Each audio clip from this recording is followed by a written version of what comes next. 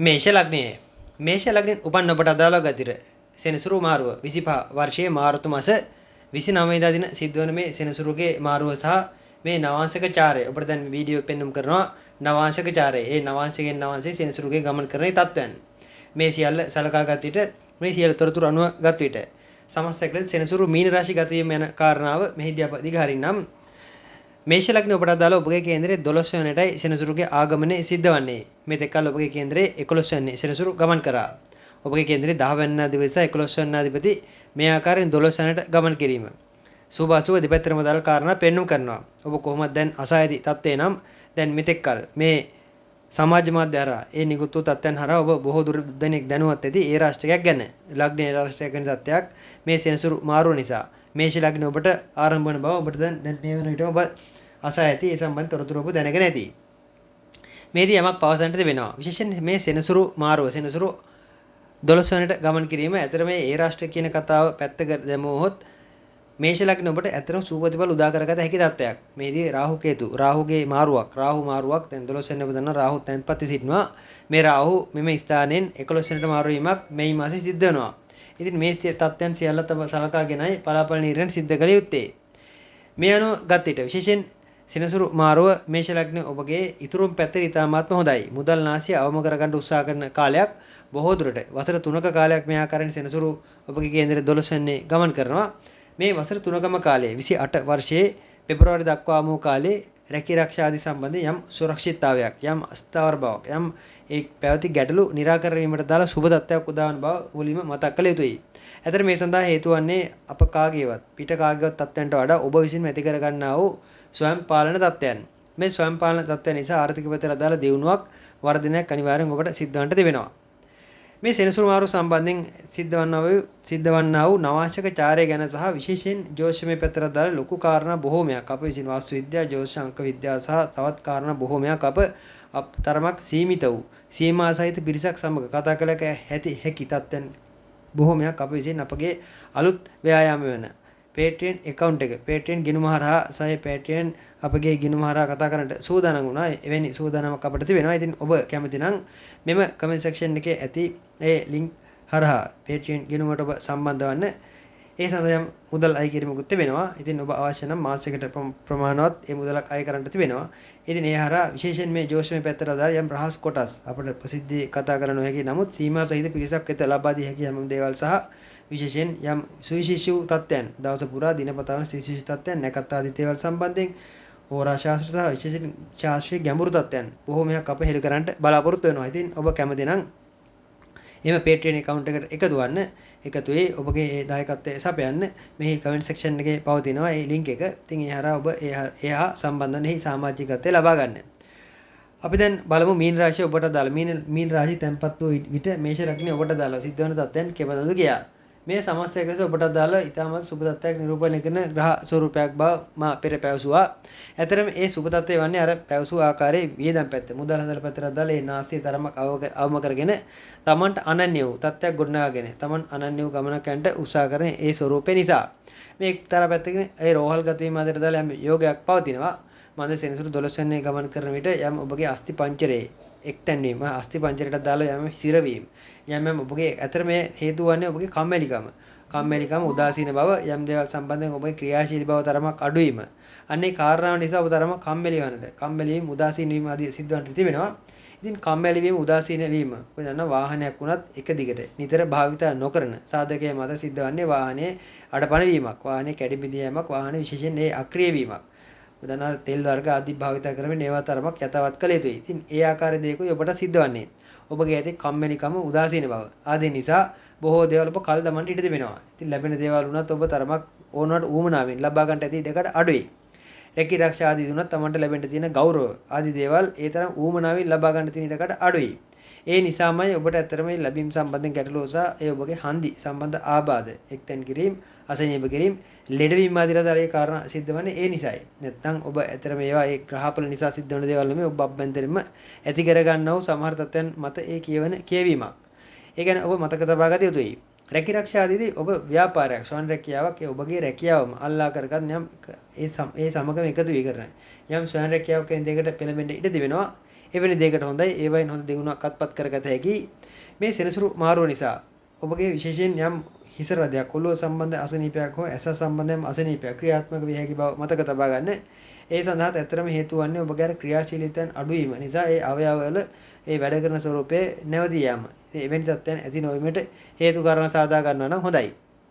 ආධ්‍යාත්මික පැත්තට අදාළ වැඩ කරන මේෂ ලග්න කරුවන්ට මේ සෙනසුරු මාරු ඉතාමත්ම හොඳයි. ඔබට ජයග්‍රහණ බොහෝමයක් අත්පත් වෙන කාලයක්. බණ භාවනා සඳහා හිත එකඟ කරගත හැකි කාලයක්. විශේෂයෙන් වයසක මේෂ ලග්න කරුවන්ට වයස අවුරුදු 60 පමණ ඉක්ම වූ මේෂ ලග්න කරුවන්ට මේ සෙනසුරු මීන රාශි ගත වීම තරම් වාසියක් සුබ තත්ත්වයක් තවත් නැත. කොහොමත් එයයි එක්තැන් වීම සහ කොහොමත් එයයි තරමක ශාරීරික අඩපණ වීම කොහොමත් පවතිනවා. ඉතින් කොහොමත් පවතින තත්ත්වයක් තුළ තවත් අඩපණ කරන්නට දෙයක් නැහැ. ඒ අයගේ කරන යම් ආධ්‍යාත්මික ආගමික කටයුතු වලට දාලා ඒ සූදානමට ඉතාමත් සුබයි සහ ඒ සඳහා වන මානස සූදානම් කර ගැනීම සඳහා වන බොහෝ ඉඩකඩ ඉදිරියේදී පවතින බව මතක් කළ යුතුයි. වසර 3ක කාලයක් සෙනසුරු ඔය ආකාරයේ මීන රාශිය ගමන කරන නමුත් 2027 වර්ෂයේ මැද කාලයේදී 27 වර්ෂයේ ජූනි සිට 27 වර්ෂයේ ඔක්තෝබර් දක්වා ඒ කාලවකවනුව මේෂයටම ගමන් කිරීමක්. නැත්නම් ඔබගේ ලග්නයටම සෙනසුරු ගමන් කිරීමක් සිද්ධ වෙනවා. නැවත වක්‍ර වෙමින් නැවතත් ආපසු හැරී සෙනසුරු 28 වර්ෂයේ පෙබරවාරි මාසයේදී නිත්‍ය වශයෙන්ම මීන රාශියට ගමන් කිරීමක් සමාන මේෂ රාශියට ගමන් කිරීමක් සිද්ධ වෙනවා. මේවායිදී ඉතින් අර හිස කැක්කුම් ආදී දේවල් ඒවා ඇතිවීම ස්වභාවිකයි. තරමක් තරුණ අයට තරුණ වියේ මේෂ ලග්න කරුවන්ට මේ තරමක් බාධා ඇති කරાવી. ඔබගේ ජනන පත්‍රය පරීක්ෂා කරවා බලන්න. ඔබට දාලව ඇතිවන්නට යෙදෙන යම් ඒ ගැටලුවක් බාධාවක් තිබෙනවා නම් උප්පත්ති ඔබගේ මහා දශ අතුරු දශ අනු යම් ගැටලුකාරී තත්ත්වයන් තිබෙනවා නම් ඔබ ඒ ගැන තරමක් සැලකිලිමත් විය යුතුයි. එබැවින් ඔබගේ ජනන පත්‍රය පරීක්ෂා කර බලා ඒ කළ යුතු ශාන්ති කර්ම බාර ආරාධි දේවල් වලට සූදානම් වන්න. කොහොම නමුත් කලබලේ හදිසියේ සහ ඉක්මනින් දේවල් අත්පත් කර ගැනීම ආදී ඒ පැත්තටයි සෙනසුරුගෙන් මේ බාධාව පවතින්නේ. හිමින් සිරුවේ ඉදිරි කරගෙන මධ්‍යස්ථව හිමින් ගමන යන අයට නැත්නම් පැයට කිලෝමීටර 30ක 40ක වේගයෙන් යන අයට මේ ප්‍රශ්නයක් වන්නේ නැත. මේ යහපතක් මිසක් සුබ තත්ත්වයක් මිසක් එයින් නරකක් නැත. එහෙත් පැයට කිලෝමීටර 80ට 90ට 100ට 120ට යන අයට ඒ වේගය වැඩි වෙන තරමට බාධාවන් හානි ගැටලු වැඩි බව අනිවාර්යෙන් මේෂ ලග්නයේ සෑවොම මතක තබා ගත යුතුයි. ඒ සෑවටම අදාළ පොදු තත්ත්වයක්. සමස්තයක් ලෙස මේෂ ලග්න කරුවන් මේ සෙනසුරු හරියට කියවා ගන්නවා නම් සුබ තත්ත්වයක්. මේෂ ලග්නයේ ලග්නාධිපති වන අඟහරුට තරමක සතුරු බවක් සෙනසුරු පවතිනවා. ඒ සතුරු බවට හේතුව ඒ මේෂ ලග්න නැත්නම් අඟහරුගේ ස්වරූපයේ වේගවත් බව, කලබලකාර බව සහ ඉක්මන්කාර බව. සෙනසුරු විසින් ඊට උදව්වක් නොවේ සපයන්නේ. අර ගුවන් යානාවක් නැවැත්වීමට යොදා ගන්නා වූ පැරෂූට් එකක් මෙන්. ඉතින් මතක තබා ගත යුතු මේ පැරෂූට් එකක්. ඒ ඇත්තටම ආරක්ෂාවට කරන තත්ත්වයක්. ඒ රාෂ්ට්‍රක හරි මොන රාෂ්ට්‍රක හරි ගැටලුවක් නැත.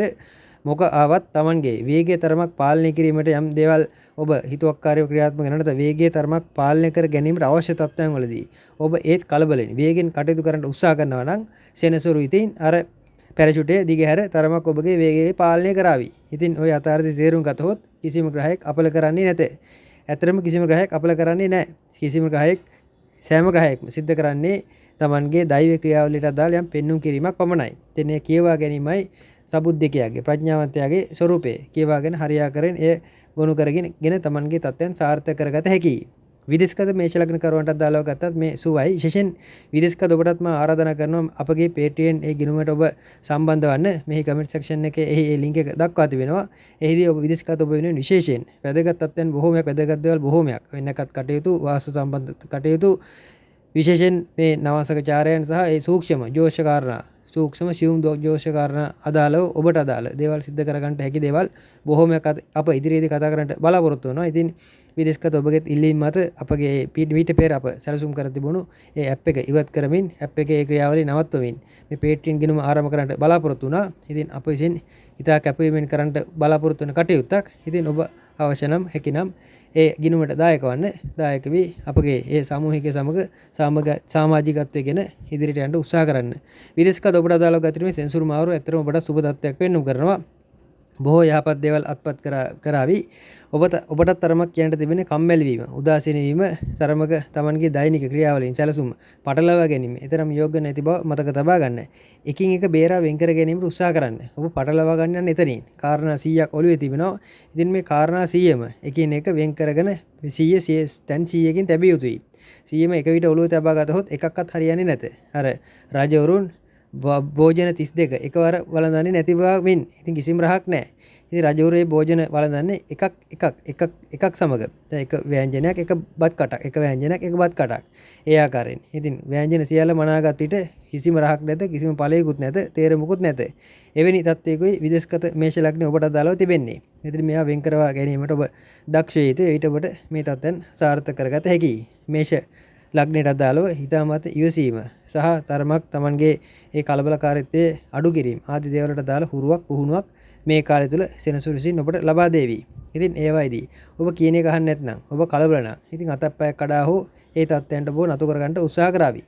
අතප්පයක් එන්නවද නැද්ද යන නම් ඔබගේ ජන්මපත්‍රයෙන් පරීක්ෂා කරගත යුතුයි. ඔය රාහු, අඟහරු ආදී මහදශා ගත කරනවා නම් අනිවාර්යෙන් ඔබගේ ජන්මපත්‍රය පරීක්ෂා කරවා ගන්න. සෙනසුරු මහදශා ගත කරන අයටත් මේ වළංගුයි. ඉතින් කලබල නැතුව හිමින් සිරුවේ ගමන යන්න.